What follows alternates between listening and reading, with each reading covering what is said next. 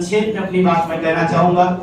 जैसा कि अभी परिचय कराया गया कि विजय बंधु जी पूरे देश में पेंशन की लड़ाई लड़ते हैं। हम जब इस पेंशन की लड़ाई को शुरू किए तो निश्चित तौर से हमको बहुत ज्यादा समझ नहीं थी। ये हुआ कि मेरा अधिकार है, मिलना चाहिए, लेकिन जब धीरे धीरे उसमें गया तो हमको लगता है सामाजिक न्याय का एक बड़ा पहलू है पेंशन।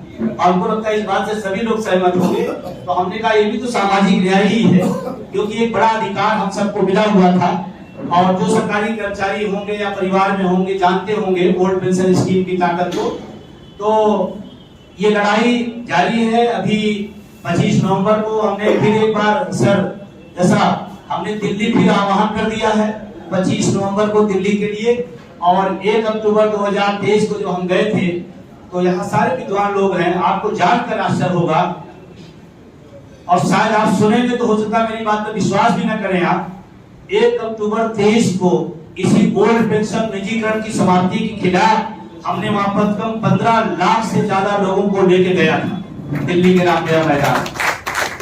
लेकिन क्या आपको दिखाई पड़ा कहीं? आपने किसी मेन थीम की मीडिया में देखा क्या? नहीं देखा। और ये भारत नहीं, पूरे दुनिया में ट्रेड यूनियन के इतिहास की सबसे बड़ी रैली थी, लेकिन मीडिया ने उसको बाहर कर दिया। तो मैंने वहां पर मेरी स्पीच भी आई थी। हमने कहा इस देश की मीडिया, जब हम सब चौथा स्तंभ कहा करते हैं कि भारत की ये जो चौथा स्तंभ है मीडिया है, लेकिन आज मैं बड़े जिम्मेदारी से कह रहा हूं इस लोकतंत्र को अगर सबसे ज्यादा किसी ने नुकसान किया है इस देश की मीडिया ने किया है। ये मैं होशो हवास से बात कर। और ये बात मैंने रामलीला के मैदान से भी कहा था। जब एक गली में कुत्ता गिर जाता है तो ब्रेकिंग न्यूज बनती है, लाखों लाख लोग इधर दिखाई पड़े हैं और एक भी मीडिया यहाँ नहीं दिखाई पड़े। वो तो मैं धन्यवाद दूंगा सोशल मीडिया का, वो मैं रवीश जी को धन्यवाद दूंगा, अजीत अंजुम साहब को धन्यवाद दूंगा, वो मैं अक्षर शर्मा जी को धन्यवाद दूंगा, वो तमाम ऐसे यूट्यूबर्स जो पूरी दुनिया के अंदर हमारी इस रैली को दिखाने का काम किया। आज भी आप अगर गूगल पे डालेंगे 1 अक्टूबर 23 की रैली तो दुनिया की सबसे बड़ी रैली वो दिखाई पड़ती है। पढ़े लिखों की जमात इतनी बड़ी कभी नहीं हुई थी। तो हम सब, क्योंकि आज मंडल साहब का है, तो मैं सामाजिक न्याय के जब विस्तारीकरण की बात देखा तो हमने सोचा कि शायद ये भी उसी का भाग है। और उसी शिद्दत के साथ मैं इस लड़ाई को आगे लड़ रहा हूँ, जिसमें बहुत सारा मार्गदर्शन आप सबका रहा है, हौसला भी आपका। हमारे नकवी साहब थे, एक बार हमारे प्रोग्राम में आए भी थे। एक मंडल का सम्मेलन था जी, पूरे लखनऊ मंडल का सम्मेलन था, उसमें आए थे। और आपकी तरफ जो हमें हौसला दिया गया कि भाई हमने सभाएं तो बहुत की है, लेकिन इतनी ऊर्जावान अटेवा में जितने हैं शायद ही कहीं हो। तो अटेवा नाम सुना आप लोगों ने? क्या कितने लोग जानते हैं? नाम सुना? अच्छा, ठीक, अच्छी बात है। अटेवा मतलब आज टीचर एम्प्लॉइज वेलफेयर एसोसिएशन, पहला संगठन है जिसका कोई निक नाम है। अभी तक आर्मियों को होता था, ये पहली बार संगठन का निक नाम है। तो मैं तमाम सारे, अभी कल में पीलीभीत में था, आप सबने इधर देखा होगा, फिर रात में सीतापुर था, फिर महेंद्र जी का फोन गया कि आपको आना है। हमने कहा मैं निश्चित रूप से आऊंगा और आप सबसे निवेदन भी करूंगा कि आज शायद सबसे ज्यादा जरूरत बुद्धिजीवी तबके का है। मैं इस बात को इसलिए कह रहा हूं, जब सत्ता की तरफ देखते हैं तो सत्ता का जो स्वरूप है वो तानाशाही की तरफ है।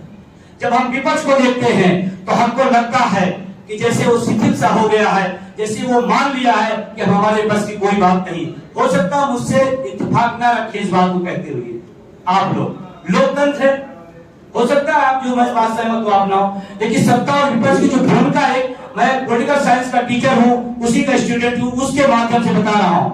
हम तमाम सारे विपक्ष को लड़ते हुए देख रहे हैं, टीवी पर देख रहा हूं, ट्विटर पर देख रहा हूं, सड़कों पर उससे ज्यादा तो अटेवा लड़ रहा है। सब बता रहा हूं सर, उससे ज्यादा तो अटेवा लड़ रहा है। अभी बिहार में चुनाव चल रहा है। मैं 15 सितंबर को एक बड़ी रैली बिहार में पटना में करने जा रहा हूं, क्योंकि अगर बिहार का परिवर्तन नहीं हुआ तो ये मान चले कि तमाम सारे अधिकार, तमाम सारी चीजें हमसे छूट जाएंगी। और मैं तो आज आशीर्वाद लूंगा मंडल साहब जी से कि वहां जो हमारी रैली 15 तारीख को कुछ ऐसा बड़ा हो, कुछ ऐसा अजूबा हो कि सत्ता परिवर्तन में एक चिड़िया की तरह हमारी भी भूमिका रहेगी, तो मुझे अच्छा लगेगा।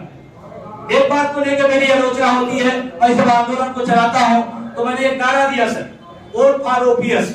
तो लोगों ने कहा आप राजनीति कर रहे हैं। हमने कहा पढ़ा लिखा आदमी राजनीति नहीं करे तो ठेला वाला करे। अब बताएं मैं गलत हूं क्या? हमारा बता दे, अरे वो मास्टरों की राजनीति कर, अरे पढ़ा लिखा आदमी संविधान का ज्ञाता है, नियम कानून जानता है, वो राजनीति न करे, ठेला वाला करके लगे, ये कौन सी बात है? तो हमने कहा हाँ वोट फॉर ओपीएस। हमको इसी बात पर सर नोटिस मिली हिमाचल से नोटिस मिली कि आप विशेष पार्टी का प्रचार कर रहे हैं। हमने निर्वाचन पढ़ने का खर्रा दिया निर्वाचन आयोग, इसकी आजकल बड़ी तारीफ हो रही पूरे देश के अंदर, आप सब भी शायद तारीफ कर ही रहे होंगे निर्वाचन आयोग का। हमको 3 पन्ने का खर्रा दिया गया, मैंने 2 लाइन बात लिखी, हमने वोट फॉर ओपीएस के नाम से कौन सी पार्टी रजिस्टर्ड है, कब है उसका राष्ट्रीय अध्यक्ष कौन है? वोट फॉर ओपीएस की कोई पार्टी नहीं, और वोट मेरा है। मैं इस विषय कहना चाहता हूं, वोट मेरा है। निर्वाचन आयोग का काम सिर्फ स्वतंत्र और निष्पक्ष चुनाव कराना, हमारा वोट हम किस पर देंगे ये हमारी जिम्मेदारी है। आप समझ बताइए, हम सड़क के लिए वोट करेंगे, हो सकता है कोई आदमी जाए, विधायक जाए, भाई हमारे यहाँ सड़क नहीं बनी, हम वोट सड़क के लिए देंगे। अगर आप सड़क नहीं बना वोट नहीं देंगे। कोई स्कूल के लिए वोट, कहीं हम स्कूल नहीं बनाए तो वोट नहीं देंगे। वोट देना मेरा काम है। और मैं तो धन्यवाद देना चाहता हूं मंडल साहब के साथ साथ भीमराव अंबेडकर साहब को, जिन्होंने इतनी बड़ी ताकत हमको देके गए हैं, और जिस पर आज सीनाजोरी के साथ चोरी हो रही है, सीनाजोरी के साथ चोरी हो रही। मुझे तरस आता है, अभी तक उस दिन निर्वाचन आयोग का प्रेस कॉन्फ्रेंस देख रहा था, मेरे जैसा बुद्धिजीवी, उसी विषय का बुद्धिजीवी, तरस आ रहा था कि निर्वाचन आयोग बोल रहा है या कोई बहुत स्तरहीन सत्तारूढ़ पार्टी का ब्लॉक का कोई पदाधिकारी बोल रहा है। इस तरह की जो भाषा, हो सकता है आपको खासा मेरी बात अच्छी न लग रही हो, लेकिन मुझे ऐसा लग रहा था, और शायद आपको भी अगर महसूस करते होंगे तो। मैं ज्यादा बड़ी बात नहीं करके मैं अपनी बात खत्म करूंगा।